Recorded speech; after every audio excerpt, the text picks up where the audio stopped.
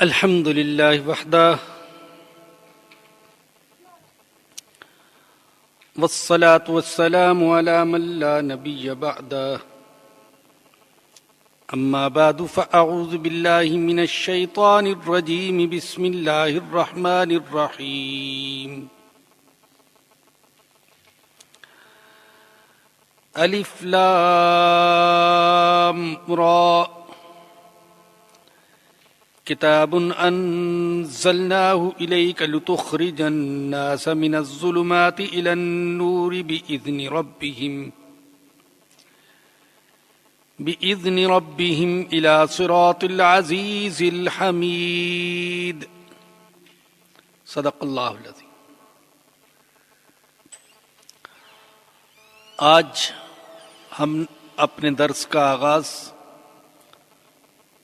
سورہ ابراہیم کی پہلی آیت کریمہ سے کر رہے ہیں۔ سورہ ابراہیم مکی سورت ہے، اس میں 52 آیات ہیں اور 7 رکوع ہیں۔ اس کا نام سورہ ابراہیم اس لیے رکھا گیا کیونکہ اس صورت میں سیدنا ابراہیم علیہ السلام کا تذکرہ بھی ہے اور ان کی دعائیں بھی ہیں۔ اس صورت میں جو اللہ پاک نے مختلف مضامین بیان فرمائے ہیں، ان میں سے چند مضامین یہ ہیں۔ نمبر 1، قرآن کریم کے جو 3 بنیادی مضامین ہیں وہ اس صورت میں بیان ہوئے ہیں، اور بنیادی مضامین قرآن کریم کے توحید، نبوت اور مرنے کے بعد کی زندگی۔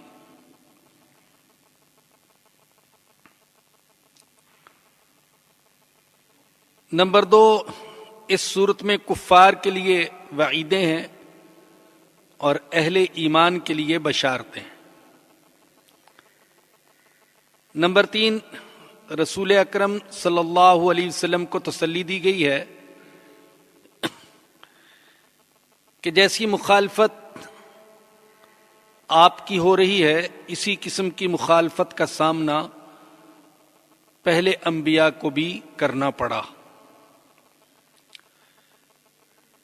نمبر 4، مشرکین کے 4 شبہات اللہ پاک نے ذکر کیے ہیں اور پھر ان کے جوابات بھی۔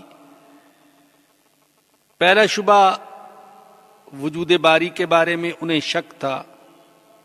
دوسرا یہ شبہ کہ بشر رسول نہیں ہو سکتا۔ تیسرا شبہ باپ دادا کی تقلید کے بارے میں، اور چوتھا شبہ کہ وہ منہ مانگے معجزات دیکھنا چاہتے تھے۔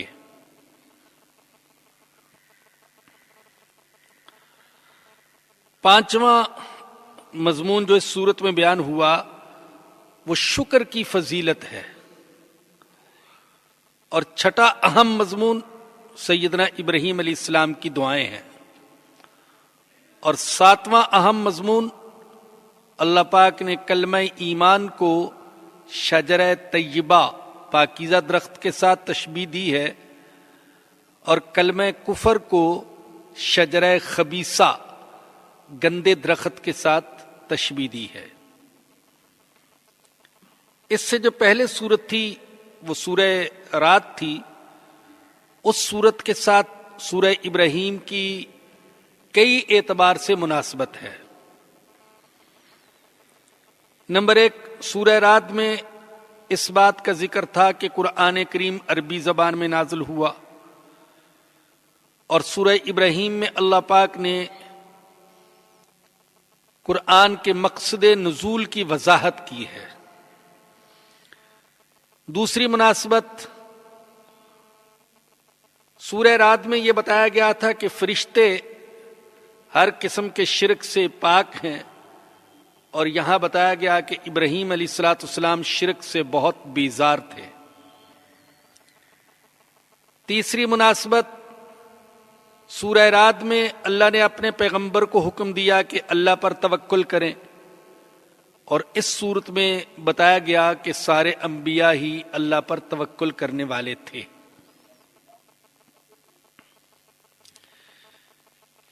سورت کی تفسیر شروع کرنے سے پہلے ایک مغالطہ بیان کرنا چاہتا ہوں، اور یہ مغالطہ عام طور پر مستشرقین کی طرف سے پیش کیا جاتا ہے۔ مستشرقین ان لوگوں کو کہتے ہیں جو ہیں تو کافر، یہودی یا عیسائی، مگر انہوں نے اسلامی علوم میں بڑی مہارت حاصل کی ہے، اور پھر قرآن کے بارے میں، حدیث کے بارے میں، فقہ کے بارے میں مختلف کتابیں لکھی ہیں۔ وہ مغالطہ یہ دیتے ہیں کہ محمد الرسول اللہ صلی اللہ علیہ وسلم جب تک مکہ میں تھے تو یہودی مذہب کی پیروی کرتے تھے،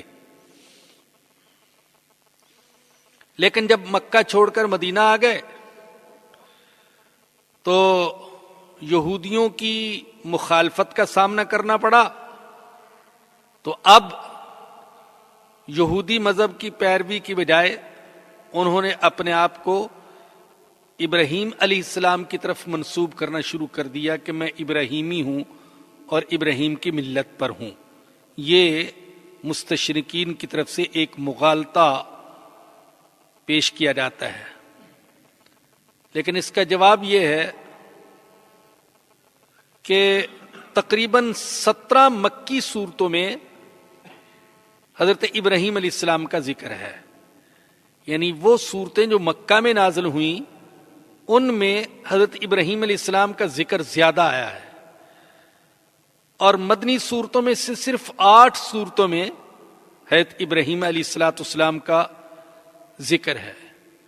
اور اتفاق یہ کہ یہ جو صورت ہم پڑھ رہے ہیں سورہ ابراہیم، یہ بھی مکی صورت ہے، اور اس میں بھی سیدنا ابراہیم علیہ الصلوۃ والسلام کا ذکر ہے۔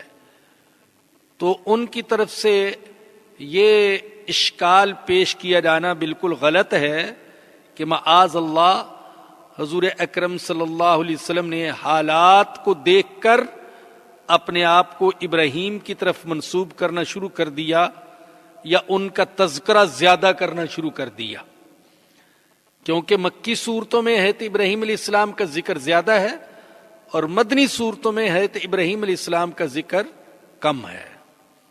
پہلی جو صورت ہے سورہ بقرہ، اس میں بھی آپ دیکھیں تو تفصیل کے ساتھ حضرت ابراہیم علیہ السلام کا ذکر ہے۔ وَإِذْ يَرْفَعُ إِبْرَاهِيمُ الْقَوَاعِدَ مِنَ الْبَيْتِ وَإِسْمَاعِيلُ رَبَّنَا تَقَبَّلْ مِنَّا إِنَّكَ أَنْتَ السَّمِيعُ الْعَلِيمُ۔ بہرحال یہ مغالطہ سوائے ان کے بغض اور حسد اور تعصب کے اور کسی چیز کو ظاہر نہیں کرتا۔ اب ہم سورت شروع کرتے ہیں۔ فرمایا کہ الف لام را، یہ حروف مقطعات میں سے ہیں، یعنی وہ حروف جن کے معنی اللہ کے سوا کوئی نہیں جانتا۔ کتاب انزلناہ الیک، یہ کتاب ہے جس کو ہم نے آپ کی طرف نازل کیا، لتخرج الناس من الظلمات الی النور، تاکہ آپ لوگوں کو نکالیں تاریکیوں سے نور کی طرف، بِإِذْنِ رَبِّهِمْ، ان کے رب کے حکم سے، الی صراط العزیز الحمید، اس ذات کے راستے کی طرف جو غالب ہے اور قابل تعریف ہے۔ قرآن کریم میں ظلمت کا ذکر جہاں آیا ہے تو جمع کے ساتھ ظلمات، اور روشنی کا ذکر واحد کے صیغے کے ساتھ ہے نور، جیسے یہاں پر بھی فرمایا تاکہ آپ لوگوں کو نکالیں ظلمات سے، تاریکیوں سے نور کی طرف۔ اس سے یہ ثابت ہوتا ہے کہ تاریکیاں مختلف ہیں، نور ایک ہی ہے، روشنی صرف ایک ہی ہے۔ جیسے مادیت پرستی، دولت پرستی، دنیا پرستی، یہ بھی ظلمت ہے، تاریکی ہے۔ آباء و اجداد کی اندھی تقلید، یہ بھی ظلمت ہے۔ اوہام، وہم، فرسودہ قسم کے نظریات، یہ بھی ظلمت اور تاریکی ہے۔ شہوات اور خواہشات کی پیروی، یہ بھی ظلمت اور تاریکی ہے۔ کفر، شرک، منافقت، یہ بھی ظلمت اور تاریکی ہے۔ لیکن نور وہ ایک ہی ہے، صراط مستقیم، اللہ کی رضا۔ تو اس لیے قرآن کریم نے ظلمت کا ذکر کیا تو جمع کے صیغے کے ساتھ، اور روشنی کا ذکر کیا تو واحد کے صیغے کے ساتھ۔ تو فرمایا کتاب، یہ وہ کتاب ہے جس کو ہم نے آپ کی طرف نازل کیا تاکہ آپ لوگوں کو نکالیں ظلمات سے، تاریکیوں سے، الی النور، نور کی طرف، بِإِذْنِ رَبِّهِمْ، ان کے رب کے حکم سے، ان کے رب کی توفیق سے، الی صراط العزیز الحمید، اس ہستی کے راستے کی طرف جو غالب ہے اور قابل تعریف ہے۔ اللہ الذی، کون سی ہے وہ ہستی؟ وہ اللہ کہ اسی کے لیے ہے ما فی السماوات و ما فی الارض، جو کچھ آسمانوں میں ہے اور جو کچھ زمین میں ہے۔ وویل للکافرین من عذاب شدید، اور کافروں کے لیے سخت عذاب سے ہلاکت ہے۔ الذین یستحبون الحیات الدنیا الآخرہ، وہ کافر جو دنیا کی زندگی کو ترجیح دیتے ہیں آخرت پر، دنیا کی زندگی سے زیادہ محبت کرتے ہیں آخرت کے مقابلے میں۔ یہ دنیا کی محبت خود ہمارے آقا حضرت محمد الرسول اللہ صلی اللہ علیہ وسلم نے فرمایا کہ ہر گناہ کی جڑ ہے۔ دنیا ایک ضرورت تو ہے، اور ہر شخص کو دنیا کی ضرورت ہے۔ ہر شخص کو پیٹ بھرنے کے لیے روٹی کی ضرورت ہے، پیاس بجھانے کے لیے پانی کی ضرورت ہے، اور تن ڈھانپنے کے لیے لباس کی ضرورت ہے، سوار ہونے کے لیے سواری کی ضرورت ہے، سر چھپانے کے لیے مکان کی ضرورت ہے، اپنی خواہشات کی تکمیل کے لیے اور سکون اور محبت کے لیے بیوی بچوں کی، خاندان کی ضرورت ہے، اور مختلف ضروریات کو پورا کرنے کے لیے روپے پیسے کی ضرورت ہے۔ ان چیزوں کی ضرورت تو ہر انسان کے ہے، لیکن ان کو اپنی زندگی کا مقصد بنا لینا یہ غلط ہے۔ اس لیے حضور اکرم صلی اللہ علیہ وسلم ایک دعا یہ بھی کیا کرتے تھے، اللہم لا تجعل الدنیا اکبر ہمنا ولا مبلغ علمنا ولا غایت رغبتنا، اے اللہ دنیا کو ہماری سب سے بڑی سوچ، سب سے بڑی فکر نہ بنا دینا، نہ ہمارے علم کا مقصود بنا دینا، نہ ہماری رغبتوں کی انتہا بنا دینا دنیا کو۔ ہم ایسے نہ بن جائیں کہ دنیا کے لیے جئیں اور دنیا کے لیے مریں، دنیا کے لیے سوئیں اور دنیا کے لیے جاگیں، دنیا کے لیے دن اور دنیا کے لیے راتیں مخصوص کر دیں۔ ہم ایسے نہ بن جائیں، اور دنیا کی حضور اکرم صلی اللہ علیہ وسلم نے مذمت فرمائی۔ اور یاد رکھیں دنیا کیا چیز ہے، مولانا رومی رحمۃ اللہ علیہ نے بہت مختصر سی اس کی تعریف فرمائی۔ دنیا وہ ہے جو اللہ سے غافل کر دے، اور جو اللہ سے غافل نہ کرے وہ دنیا نہیں ہے۔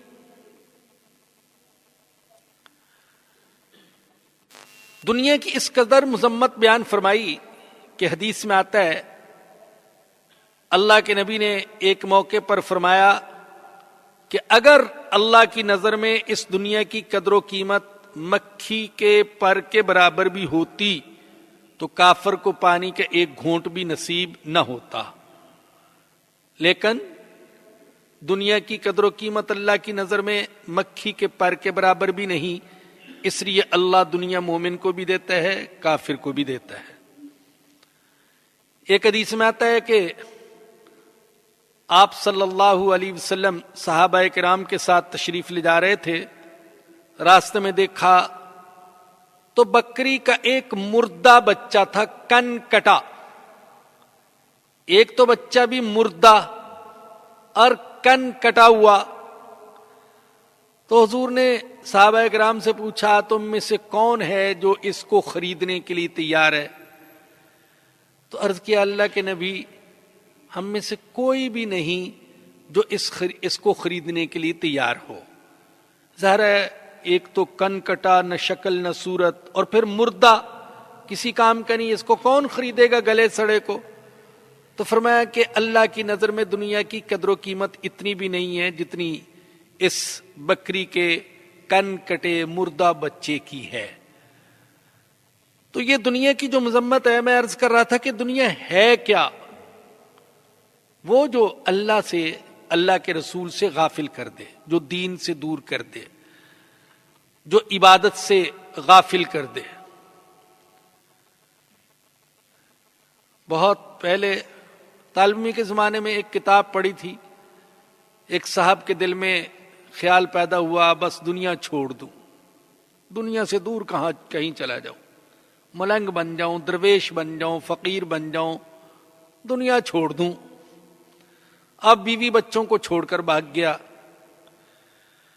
اور کسی ایسے پیر کے ہتھے چڑھ گیا کہ جس نے اس کو بھیک مانگنے والا ملنگ بنا دیا۔ تو اب بھیک مانگتا پھرتا ہے، تو کسی نے کپڑا دے دیا، کسی نے آٹا دے دیا جیسے دیہاتوں میں لوگ دیتے ہیں، کسی نے لکڑیاں دے دی، کسی نے گھی دے دیا، کسی نے شکر دے دی، کسی نے کچھ، تو اتنا بڑا جھولا اٹھائے پھر رہا تھا، مانگ رہا تھا، اور مانگتا مانگتا اتفاق سے اپنی بیوی کے گھر تک بھی پہنچ گیا۔ تو اس نے دروازہ کھٹکھٹایا تو وہ باہر نکلی، دیکھا، پوچھا بدبخت تم تو کہہ رہے تھے میں دنیا سے بھاگا ہوں، درویش بن گیا ہوں، یہ سب کچھ جو اتنا بڑا تھیلا جمع کیا ہوں یہ کیا ہے؟ یہ دنیا نہیں ہے کیا؟ دنیا صرف میرا ہی نام تھا، میرے ساتھ نہیں رہنا چاہتے، باقی سب کچھ اٹھائے پھر رہے ہو، اور عزت کی روٹی کھانے کی بجائے گھر گھر کا دروازہ کھٹکھٹا کر بھیک مانگ رہے ہو ذلت کے ساتھ۔ یہ دنیا نہیں ہے۔ تو بھئی دنیا روپے پیسے کا نام نہیں، کپڑے لتے کا نام نہیں، گاڑی اور سواری کا نام نہیں، مکان کا نام نہیں، بلکہ دنیا اس چیز کا نام ہے حقیقت میں جس کی مذمت کی گئی، اس چیز کا نام دنیا ہے جو اللہ اور اس کے رسول سے غافل کر دے۔ تو فرمایا کہ یہ وہ لوگ ہیں جو دنیا کو ترجیح دیتے ہیں آخرت کے مقابلے میں۔ ایک جرم، دوسرا جرم وَيَصُدُّونَ عَن سَبِيلِ اللَّهِ، لوگوں کو اللہ کے راستے سے، اللہ کے دین سے روکتے ہیں، یہ دوسرا جرم ہے ان کا۔ ہم تو ڈوبے ہیں، تجھے بھی لے ڈوبیں گے صنم، یہ سوچ ہے، ہم تو گمراہ ہوئے، دوسروں کو بھی گمراہ کریں گے۔ اور تیسرا جرم وَيَبْغُونَهَا عِوَجًا، اور اللہ کے دین میں کجی تلاش کرتے ہیں۔ وہ قرآن پڑھتے ہیں تو اس لیے تاکہ اس میں کوئی کمزوریاں تلاش کریں، حدیث کا مطالعہ کرتے ہیں تو اس لیے تاکہ اس میں کوئی عیب تلاش کرے، اسلامی علوم و فنون کو دیکھتے ہیں تو اس لیے تاکہ قابل اعتراض باتیں کوئی ہاتھ آئیں تو ہم انسانوں کو دین اسلام کے بارے میں گمراہ کریں اور بہکائیں اور ورغلائیں۔ کئی ایسے لوگ ہیں جنہوں نے اپنی زندگیاں وقف کر دی قرآن و حدیث اور اسلامی علوم و فنون کے مطالعے کے لیے وقف کر دی۔ یہ جن کا میں نام لے رہا ہوں مستشرقین، یہ مستقل ایک گروہ ہے جنہوں نے اسلامی علوم فنون میں بڑی مہارت حاصل کی ہے. اب تو حدیث پر بہت سی کتابیں آ گئیں مجموعے حدیث کے، لیکن جو سب سے پہلے احادیث کا مجموعہ آیا المفاہرس الاحادیث، غالباً اس میں حدیث کی 14 کتابوں کو اس شخص نے جمع کیا. اس زمانے میں جب کمپیوٹر نہیں تھا، اب تو کمپیوٹر کی مدد سے حدیثوں کو تلاش کرنا بڑا آسان ہو گیا. اور وہ جو کتاب تھی کئی جلدوں میں، ہر عالم کی ضرورت تھی، لیکن لکھی ہوئی کس کی تھی؟ ایک غیر مسلم کی، وہ ایک عیسائی کی لکھی ہوئی کتاب تھی. المنجد لغت کی کتاب ہے، عربی لغت کی کتاب ہے، 2 بڑی بڑی جلدوں میں. بڑی محنت کی مصنف نے اس کتاب کے لکھنے میں، واقعتاً بڑی محنت کی، لیکن لکھنے والا ایک عیسائی ہے. تو قرآن پر، حدیث پر، فقہ پر، عربی لغت پر ان لوگوں نے مستقل کتابیں لکھی، مگر مقصد کیا تھا؟ کوئی نہ کوئی گمراہی پھیلائیں اور کسی نہ کسی طریقے سے قرآن اور حدیث کے بارے میں لوگوں کے ذہنوں میں اشکالات پیدا کریں. اب منجد ہے تو عربی لغت کی کتاب، لیکن جب حضرت عیسیٰ علیہ السلام کا ذکر آیا تو وہ اپنا عقیدہ اس نے ذکر کر دیا، وہ اللہ کے بیٹے ہیں. جو بھی عیسائیوں کا عقیدہ ہے وہ اس نے بیان کر دیا اس نے. تو بعض اوقات یہ یوں کہہ لیں کہ دودھ میں شراب کے قطرے ملا دیتے ہیں یا پیشاب کے قطرے ملا دیتے ہیں، اور دودھ کے نام پر گویا کہ ان چیزوں کو پیش کرتے ہیں. مولانا عبد الماجد دریابادی رحمت اللہ علیہ نے لکھا کہ ایک غیر مسلم نے کتاب لکھی ہے دماغی بیماریوں کے بارے میں. اب بتائیے دماغی بیماریوں اور مذہب کا کیا تعلق ہے؟ یا دماغی بیماریوں اور قرآن اور حدیث کا کیا تعلق ہے؟ یا دماغی بیماریوں اور نبوت اور رسالت کا کیا تعلق ہے؟ لیکن اس بدبخت نے دماغی بیماریوں پر جو کتاب لکھی تو ایک جگہ یہ لکھا کہ بعض اوقات وہ شخص جو دماغی بیماریوں میں مبتلا ہوتا ہے وہ یہ سمجھنے لگتا ہے کہ مجھ پر کوئی وحی وغیرہ نازل ہو رہی ہے، حالانکہ وحی نازل نہیں ہوتی، اور وہ اپنے آپ کو نبی سمجھنے لگتا ہے. اور مثال لکھ دی معاذ اللہ جیسے محمد صلی اللہ علیہ وسلم. یعنی بیماریوں پر لکھی گئی کتاب ہے، لیکن اس میں بھی اس بدبخت نے اپنے بغض کا اظہار کر دیا، اپنی عداوت کا اظہار کر ہی دیا. تو اللہ فرماتے ہیں کہ یہ لوگ کجی تلاش کرتے ہیں، کجی، کوئی کمزوری معلوم ہو جائے، کوئی عیب کی بات معلوم ہو جائے تاکہ لوگوں کو گمراہ کر سکے. اور جان لیجئے کہ اس میں وہ لوگ بھی آتے ہیں جو قرآن کی تفسیر بیان کرتے اپنے خود ساختہ نظریات اور اپنی خواہشات کے مطابق، وہ لوگ بھی اس میں آتے ہیں. اسی لیے ہمارے آقا حضرت محمد الرسول اللہ صلی اللہ علیہ وسلم نے ایک حدیث میں فرمایا انما اخاف علی امتی الائمۃ المضلین، مجھے اپنی امت کے بارے میں گمراہ کرنے والے اماموں اور مقتداؤں اور پیشواؤں کا بڑا ڈر ہے کہ ایسے لوگ آئیں گے جو میری امت کے رہنما بن جائیں گے لیکن حقیقت میں وہ امت کو گمراہ کرنے والے ہوں گے. اولئک فی ضلال بعید، یہی وہ لوگ ہیں جو بہت دور کی گمراہی میں پڑے ہوئے ہیں. وما ارسلنا من رسول الا بلسان قومہ، اور ہم نے نہیں بھیجا کوئی رسول مگر قومی زبان میں پیغام پہنچانے کے لیے، اپنی قوم کی زبان میں پیغام پہنچانے کے لیے. لِيُبَيِّنَ لَهُمْ، تاکہ ان کے سامنے ہمارے پیغام کو واضح کر دے۔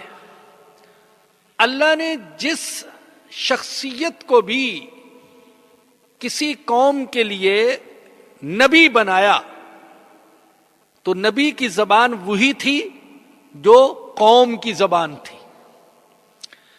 ایسا نہیں کہ قوم کی زبان اور نبی کی زبان اور، دونوں ایک دوسرے کی زبان ہی نہیں سمجھتے، ایسا نہیں ہوا۔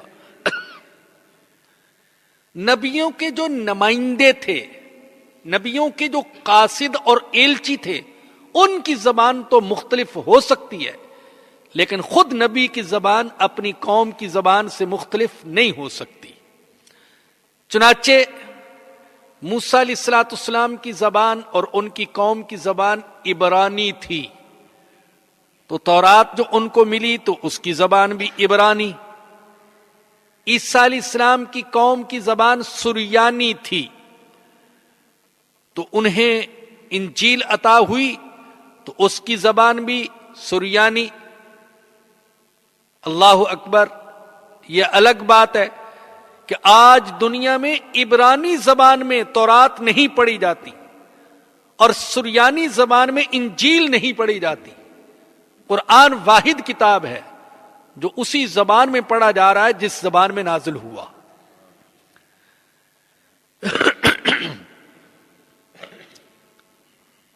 ہم نہیں جانتے کہ ہندوؤں کی کتاب، ہندوؤں کے جو وید ہیں وہ پتہ نہیں آسمانی ہیں یا غیر آسمانی، اب تو ان کے اندر بہت سی غلط باتیں آ گئی، لیکن ہو سکتا ہے کہ اصلاً وہ بھی کوئی آسمانی کتاب ہو اور اس میں بعد میں انہوں نے آمیزش کر دی۔ اب ویدوں کی زبان سنسکرت ہے، لیکن سنسکرت میں وید نہیں پڑھے جاتے۔ اسی طریقے سے پارسیوں کی کتاب اوستا وہ اپنی زبان میں نہیں پڑھی جاتی، لیکن قرآن کریم دنیا میں جہاں کہیں پڑھا جاتا ہے عربی زبان میں پڑھا جاتا ہے، بلکہ تلاوت ہو نہیں سکتی کسی دوسری زبان میں۔ آپ دوسری زبان میں ترجمہ پڑھ سکتے ہیں، تفسیر پڑھ سکتے ہیں، تلاوت نہیں کر سکتے۔ تلاوت کرنی ہوگی تو عربی زبان میں کرنی ہوگی، چاہے آپ عربی زبان جانتے ہوں یا کہ نہ جانتے ہوں۔ تو اللہ فرماتے ہیں کہ کسی قوم تک اپنا پیغام پہنچانے کے لیے ہم نے نبی بھیجا تو نبی کی زبان وہی تھی جو قوم کی زبان تھی۔ حکیم الامت حضرت تھانوی رحمۃ اللہ علیہ نے یہ واقعہ بیان فرمایا کہ میں الہ آباد گیا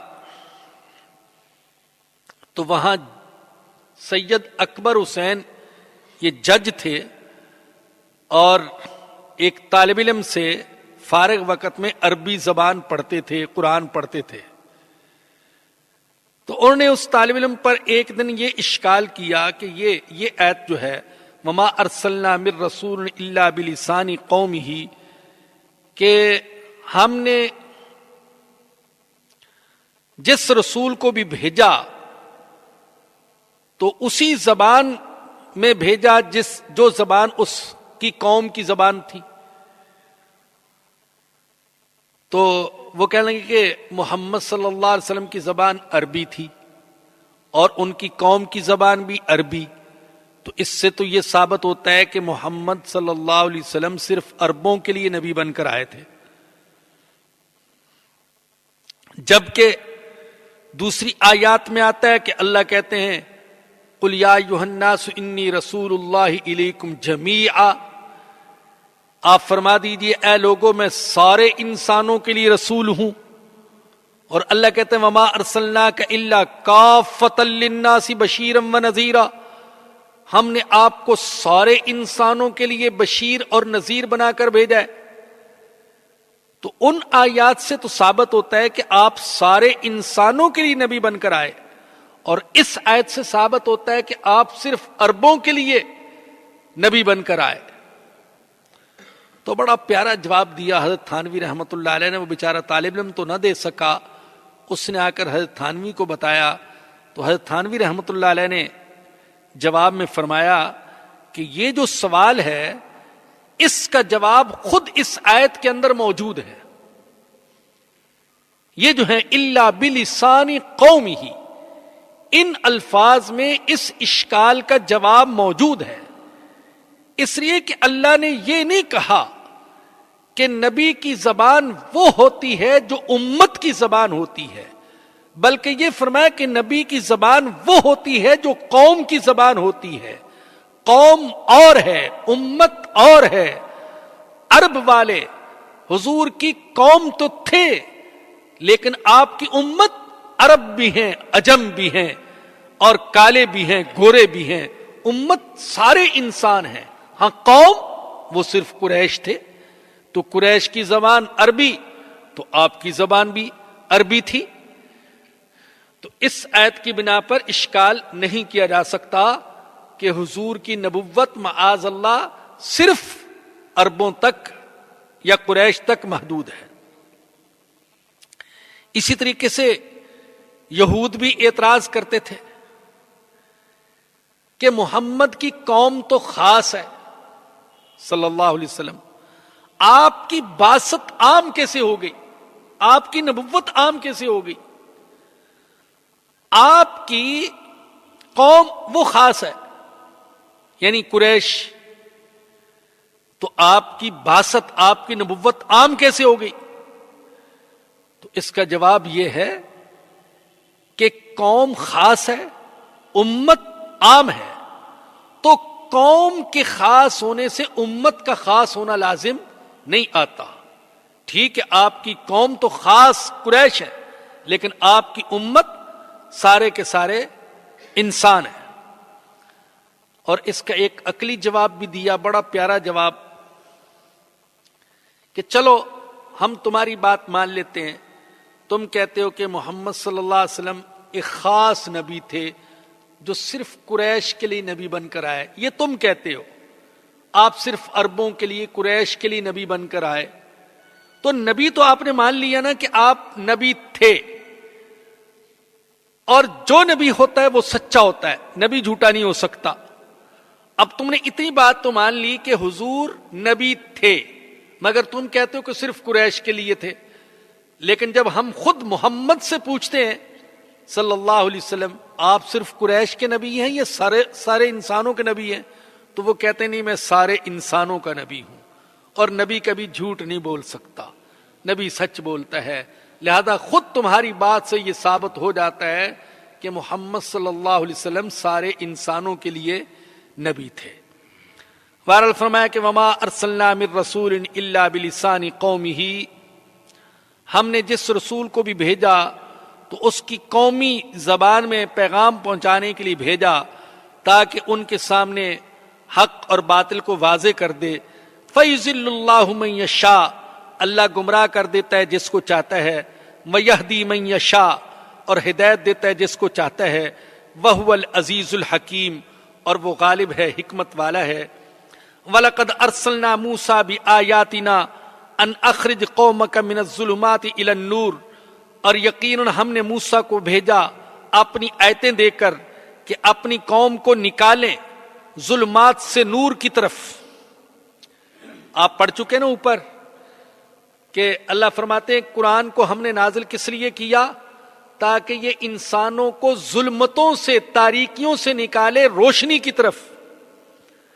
تو یہاں فرمایا کہ موسیٰ علیہ السلام بھی اسی مقصد کے لیے آئے تھے کہ اپنی قوم کو ظلمتوں سے نکالیں روشنی کی طرف۔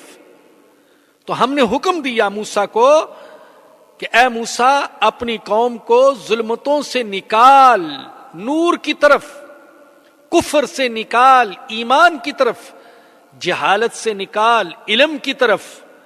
وَذَكِّرْهُمْ بِأَيَّامِ اللَّهِ، اور انہیں تاریخی واقعات سے نصیحت کیجیے۔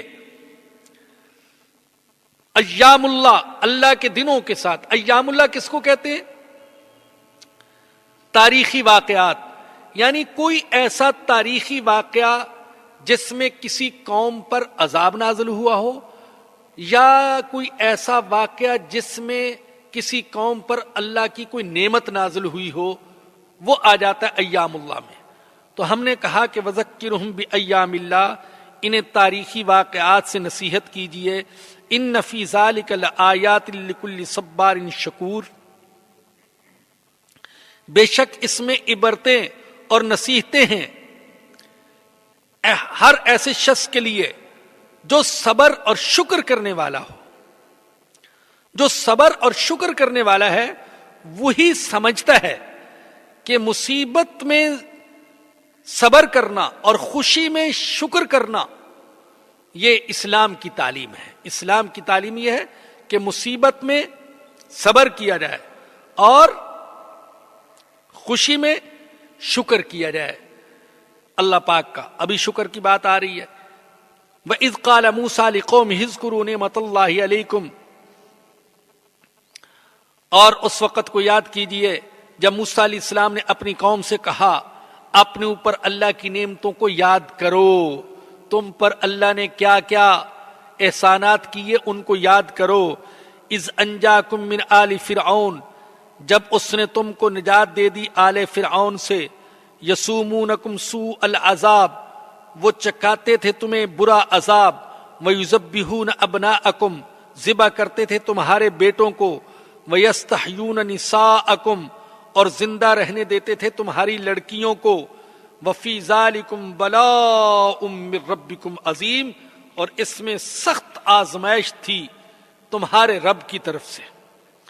وَإِذْ تَأَذَّنَ رَبُّكُمْ،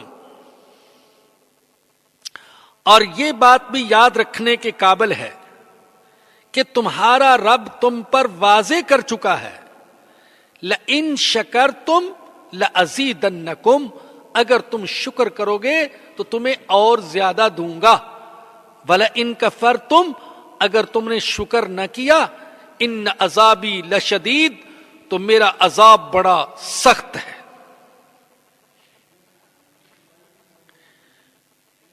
شکر یہ بہت بڑی عبادت ہے، اور اللہ کے بندوں میں سے ایسے بندے بہت تھوڑے ہیں جو واقعی شکر کرنے والے ہیں۔ اللہ خود کہتے ہیں وَقَلِيلٌ مِّنْ عِبَادِيَ الشَّكُورُ، میرے بندوں میں سے شکر کرنے والے بہت تھوڑے ہیں۔ اور اللہ فرماتے قَلِيلًا مَّا تَشْكُرُونَ، تم بہت کم شکر ادا کرتے ہو۔ تو بھائیو، یہ شکر میں عرض کر رہا تھا کہ شکر اللہ پاک کی بہت بڑی عبادت ہے، لیکن اللہ کے بندوں میں سے شکر کرنے والے بہت تھوڑے، اور جو شکر کرتے ہیں وہ بھی بہت تھوڑا شکر ادا کرتے ہیں، اور شکر کا حق وہ تو کوئی بھی ادا نہیں کر سکتا۔ اور اتنی بڑی عبادت ہے، اتنی بڑی چیز ہے شکر، کہ ایک حدیث میں ہمارے آقا صلی اللہ علیہ وسلم نے فرمایا الایمان نصفان، ایمان کے دو حصے ہیں، آدھا ایمان صبر میں ہے اور آدھا ایمان شکر میں ہے۔ اتنی بڑی عبادت ہے۔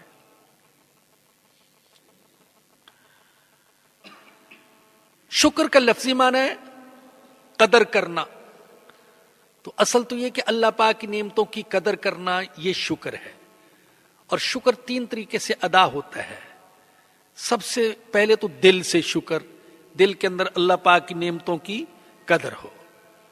دوسرے نمبر پر زبان سے شکر، الحمدللہ الحمدللہ الحمدللہ، اور اللہ پاک کی نعمتوں کا ذکر کیا جائے۔ اور تیسرے نمبر پر عمل سے شکر، اور عمل سے شکر کیا ہے کہ اللہ کی نعمتوں کو اللہ کی رضا میں استعمال کیا جائے۔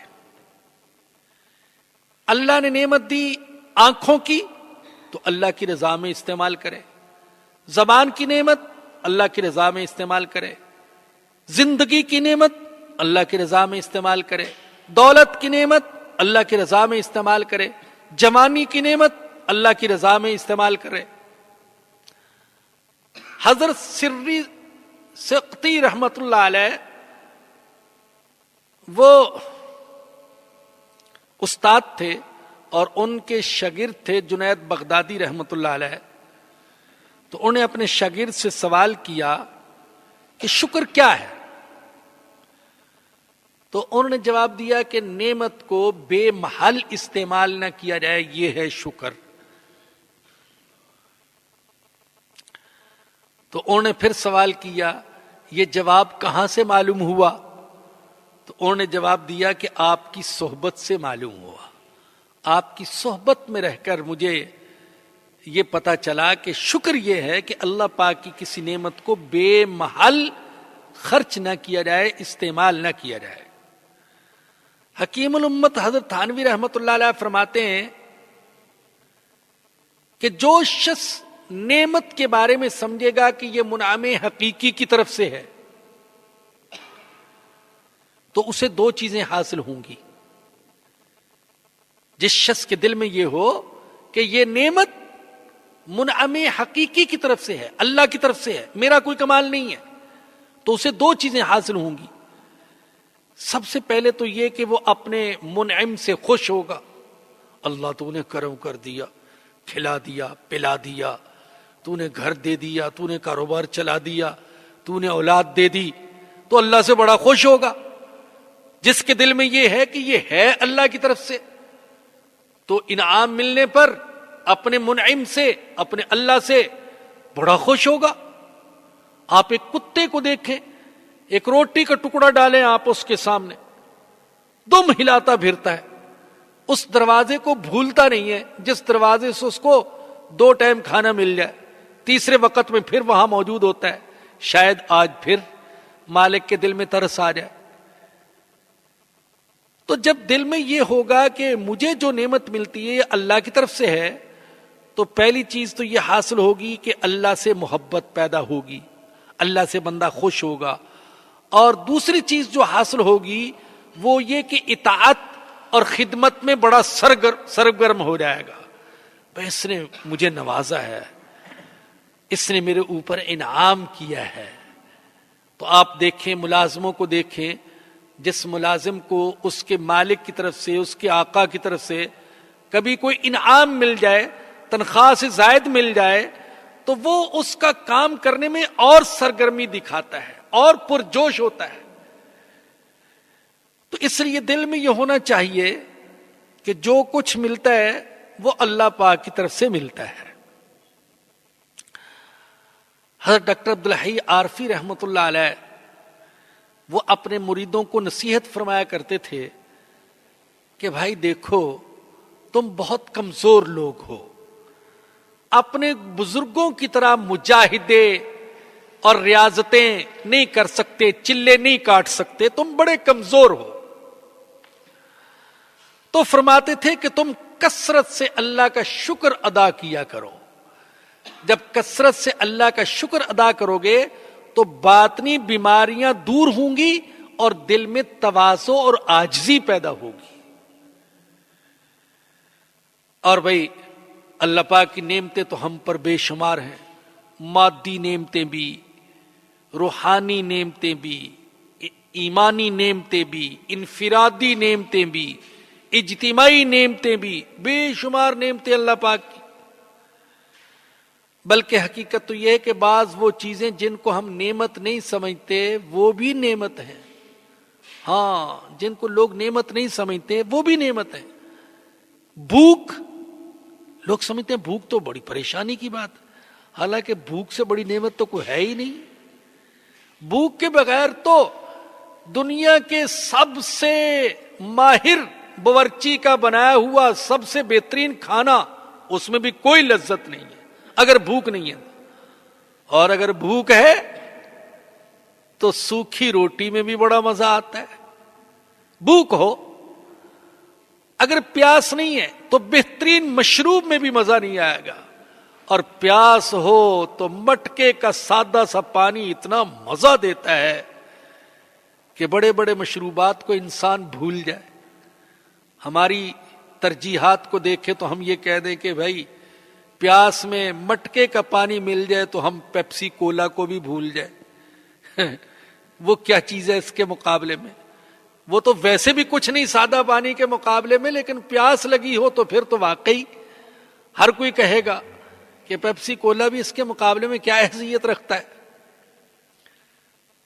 تو بھائی نعمتیں بے شمار ہیں، ہر وقت اللہ کی نعمتوں کا شکر ادا کرنے کی کوشش کرنی چاہیے. کوشش ہی ہے بس، حق کوئی نہیں ادا کر سکتا، نہ میں، نہ آپ، نہ کوئی ولی غوث قطب ابدال.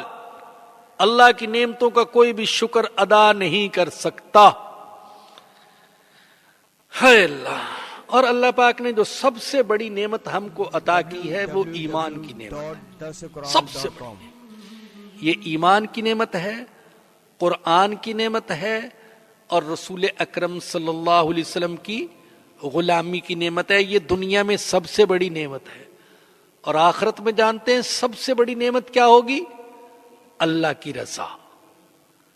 سب سے بڑی نعمت جنت نہیں ہوگی، حوریں نہیں ہوں گی، غلام نہیں ہوں گے، شراب نہیں ہوں گی، دودھ اور شہد کی نہریں سب سے بڑی نعمت نہیں ہوں گی، بلکہ سب سے بڑی نعمت ہوگی اللہ کی رضا. خود اللہ نے قرآن میں کہا وَرِضْوَانٌ مِّنَ اللَّهِ اکبر. اللہ کی رضا سب سے بڑی چیز ہے، اس سے بڑی چیز کوئی نہیں. جب اللہ کہہ دے گا کہ میں تم سے راضی ہو گیا، آج کے بعد کبھی ناراض نہیں ہوں گا، تو سچا مومن یہ سمجھے گا کہ آج مجھے سب سے بڑی نعمت مل گئی. اللہ پاک ہمیں ساری نعمتوں کی قدر کرنے کی توفیق عطا فرمائے. وَإِسْتَأَذَّنَ رَبُّكُمْ، اور یہ بات بھی یاد رکھنے کے قابل ہے کہ تمہارا رب تم پر واضح کر چکا ہے لَإِن شَكَرْتُمْ لَأَزِيدَنَّكُمْ، اگر تم شکر کرو گے تو اور زیادہ دوں گا. وَلَئِن كَفَرْتُمْ، اور اگر تم شکر نہیں کرو گے إِنَّ عَذَابِي لَشَدِيدٌ، تو میرا عذاب بڑا سخت ہے. وَقَالَ مُوسَىٰ إِن تَكْفُرُوا أَنْتُمْ وَمَنْ فِي الْأَرْضِ جَمِيعًا، اور موسیٰ نے کہا، اللہ اکبر، موسیٰ علیہ السلام نے اپنی قوم سے کہا اگر تم اور جتنے زمین میں ہیں سارے کے سارے کافر بن جاؤ فَإِنَّ اللَّهَ لَغَنِيٌّ حَمِيدٌ، تو بے شک میرا اللہ غنی ہے اور قابل تعریف ہے. اللہ اکبر. تمہارے کفر سے اللہ کی کبریائی پر کوئی اثر نہیں پڑے گا، اللہ کی طاقت پر، اللہ کی سلطنت پر کوئی اثر نہیں پڑے گا تمہارے کفر سے. دو صفتیں اللہ کی لائے، غنی حمید، اللہ غنی ہے. یہ لفظ تمام چیزوں کی تحقیر پر اور اللہ کی عظمت پر دلالت کرتا ہے. اللہ عظیم ہے اور اللہ کے مقابلے میں ساری چیزیں حقیر ترین ہیں. اور حمید وہ قابل تعریف ہے. اس کی کوئی تعریف کرے تو بھی قابل تعریف ہے، اور کوئی تعریف نہ کرے تو بھی وہ قابل تعریف ہے. ایسا نہیں ہے کہ ہمارے تعریف کرنے سے وہ اس کو کوئی شان مل جائے گی، نہیں، بلکہ وہ تو ویسے ہی قابل تعریف ہے، اپنی ذات میں قابل تعریف ہے. کسی کے کفر کرنے سے اس پر کوئی اثر نہیں پڑتا. الم یأتکم نبأ الذین من قبلکم قوم نوح وعاد وثمود، کیا تمہارے پاس ان لوگوں کی خبر نہیں آئی جو تم سے پہلے گزرے، یعنی قوم نوح، قوم عاد، قوم ثمود، والذین من بعدہم، اور وہ قومیں جو ان کے بعد ہوئیں، کیا ان کی خبریں تم تک نہیں پہنچی؟ لا یعلمہم الا اللہ، ان کو کوئی نہیں جانتا اللہ کے سوا. جاءتہم رسلہم بالبینات، ان کے پاس ان کے رسول آئے واضح دلائل لے کر. فردوا ایدیہم فی افواہہم، تو انہوں نے اپنے ہاتھ منہوں پر رکھ دیے. انہوں نے اپنے ہاتھ، کافروں نے اپنے ہاتھ منہ پر رکھ دیے. کیا مطلب؟ ایک مطلب تو یہ بیان کیا گیا کہ بطور استہزاء کے، گویا کہ بڑی ہنسی آ رہی ہے، مذاق اڑانے کے لیے بھی نبیوں کو کہہ رہے ہیں کہ تمہاری باتیں سن کر ہمیں بڑی ہنسی آ رہی ہے، تو مذاق اڑانے کے لیے بطور استہزاء کے اپنے منہ پر ہاتھ رکھ لیے نبیوں کی بات سن کر. کیسی بات کہہ رہے ہو کہ میں نبی ہوں؟ یہ کیا عجیب بات کہہ دی، اور ہم تمہاری پیروی کریں؟ ارے کچھ سوچو تو صحیح. ایسے ہنسی کے لیے، استہزاء کے لیے منہ ہاتھ پر رکھ لیے، اور دوسرا مطلب یہ کہ اپنے ہاتھ نبیوں کے منہ پر رکھ دیے، چپ، ایسے نبیوں کو خاموش کرانے کے لیے اپنے ہاتھ نبیوں کے ہاتھ پر رکھ دیے۔ اور تیسرا مطلب یہ بھی بیان کیا گیا کہ شدت غضب سے اپنی انگلیاں کاٹنے لگے، انگلیوں کو کاٹنے لگے۔ تو فرمایا کہ فردوا ایدیہم فی افواہہم، انہوں نے اپنے ہاتھ منہوں پر رکھ دیے، وقالو، اور کہنے لگے، انا کفرنا بما ارسلتم بہ، جو پیغام تمہارے ذریعے بھیجا گیا ہے ہم اس کا انکار کرتے ہیں، وَإِنَّا لَفِي شَكٍّ مِّمَّا تَدْعُونَنَا إِلَيْهِ مُرِيبٍ، اور جس دین کی طرف تم دعوت دیتے ہو ہم اس دین کے بارے میں ایسے اشکالات میں مبتلا ہیں جو ہمیں تردد میں ڈال رہے ہیں۔ قالت رسلہم، ان کے رسولوں نے کہا، افی اللہ شک، ارے اللہ کے بارے میں شک کرتے ہو؟ اللہ کے بارے میں؟ فاطر السماوات والارض، جو آسمان و زمینوں کو پیدا کرنے والا ہے، یدعوکم لیغفر لکم من ذنوبکم، وہ تمہیں دعوت دیتا ہے تاکہ تمہارے گناہوں کو معاف کر دے، وَيُؤَخِّرَكُمْ إِلَىٰ أَجَلٍ مُّسَمًّى، اور تمہیں مہلت دے دے ایک معین وقت تک کے لیے۔ قالوا ان انتم الا بشر مثلنا، وہ کہنے لگے تم تو بس ہمارے جیسے انسان ہو۔ تريدون ان تصدونا عما كان يعبد آباؤنا، تم یہ چاہتے ہو کہ روک دو ہم کو اس دین سے، ان بتوں سے جن کی عبادت ہمارے باپ دادا کرتے تھے۔ فأتونا بسلطان مبین، تو ہمارے پاس لاؤ کوئی واضح دلیل، کوئی معجزہ لے کر آؤ۔ قالت لہم رسلہم، ان کو ان کے رسولوں نے کہا، ہاں ٹھیک ہے تم صحیح کہتے ہو، ان نحن الا بشر مثلکم، ہم تمہارے جیسے ہی انسان ہیں۔ اللہ اکبر۔ جب بھی کبھی کافروں نے نبیوں کو یہ کہا ارے تم تو ہمارے جیسے انسان ہو، تو اللہ کے نبیوں نے کبھی یہ نہیں کہا کہ ہم تو انسان نہیں ہیں، تم تو جھوٹ بولتے ہو، ہم تو فرشتے ہیں، ہم تو جن ہیں، ایسا نہیں کہا۔ انہوں نے کہا ہاں واقعی ہم انسان ہیں، ولیکن اللہ یمن علی من یشاء من عبادنا من عبادہ، لیکن اللہ اپنے بندوں میں سے جس پر چاہتا ہے احسان کر دیتا ہے۔ اللہ اپنے بندوں میں سے جس کو چاہتا ہے نواز دیتا ہے، جس پر چاہتا ہے وہی نازل کر دیتا ہے، جس کو چاہتا ہے عزت عطا کر دیتا ہے۔ ہیں ہم انسان، لیکن اللہ نے ہمارے اوپر یہ احسان کیا کہ ہمارے اوپر وہی نازل ہوتی ہے اور تمہارے اوپر وہی نازل نہیں ہوتی۔ وما کان لنا ان نأتیکم بسلطان الا باذن اللہ، اور ہمارے اختیار میں نہیں کہ ہم کوئی معجزہ لائیں مگر اللہ کے حکم سے۔ تم کہتے ہو معجزہ دکھاؤ، معجزہ دکھانا ہمارے اختیار میں نہیں ہے۔ وعلی اللہ فلیتوکل المؤمنون، اور اللہ پر توکل کرنا چاہیے ایمان والوں کو۔ وما لنا الا نتوکل علی اللہ، اور ہمیں کیا ہو گیا، ہمیں کیا ہے کہ ہم اللہ پر توکل نہ کریں۔ وقد ہدانا سبلنا، حالانکہ اللہ نے ہمیں ہمارے راستے دکھا دیے، اللہ نے معرفت کا راستہ دکھا دیا، اللہ نے اپنی رضا کا راستہ دکھا دیا، اللہ نے ایمان کا راستہ دکھا دیا، اللہ نے جنت کا راستہ دکھا دیا، تو ہم اللہ پر توکل نہ کریں۔ وَلَنَصْبِرَنَّ عَلَىٰ مَا آذَيْتُمُونَا، اور ہم ضرور صبر کریں گے ان تکلیفوں پر جو تم ہمیں پہنچاتے ہو۔ وَعَلَى اللَّهِ فَلْيَتَوَكَّلِ الْمُتَوَكِّلُونَ، اور اللہ پر توکل کرنا چاہیے توکل کرنے والوں کو۔ اللہ پاک مجھے اور آپ سب کو اللہ پر توکل کرنے کی توفیق عطا فرمائے۔ وآخر دعوانا ان الحمد للہ رب العالمین۔ الحمد للہ رب العالمین، والصلاة والسلام على سید الانبیاء والمرسلین۔ الحمد للہ الذی ہدانا لہذا وما كنا لنہتدی لولا ان ہدانا اللہ۔ الحمد للہ حمدا کثیرا طیبا مبارکا فیہ۔ ربنا ظلمنا انفسنا وان لم تغفر لنا وترحمنا لنكونن من الخاسرین۔ ربنا لا تزغ قلوبنا بعد إذ هديتنا وهب لنا من لدنك رحمة إنك أنت الوهاب۔ اللهم إنا نسألك من خير ما سألك منه نبيك محمد صلى الله عليه وسلم،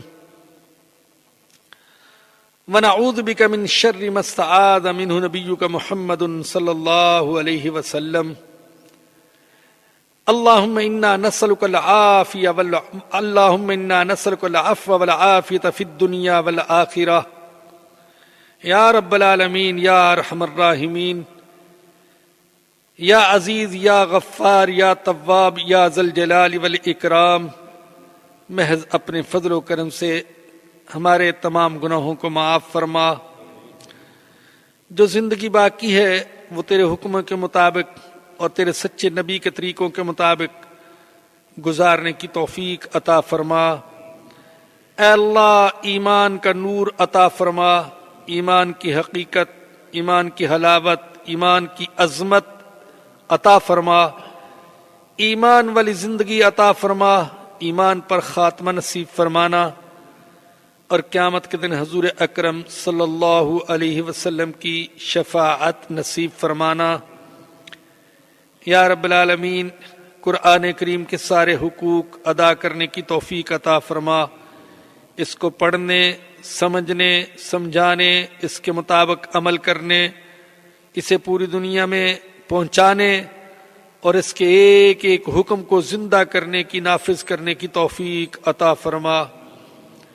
یا اللہ ہمارے مرحومین کی مغفرت فرما، ہمارے بیماروں کو شفا عطا فرما، ہمارے بے روزگاروں کو روزگار عطا فرما، جو والدین اپنی نوجوان اولاد کے رشتوں کے سلسلے میں متفکر اور پریشان ہیں ان کی پریشانی کو دور فرما، ہماری حفاظت فرما، ہمارے اہل و عیال کی، ہمارے گھر کی، کاروبار کی، مکان کی، محلے کی، اس شہر کی، اس ملک کی حفاظت فرما۔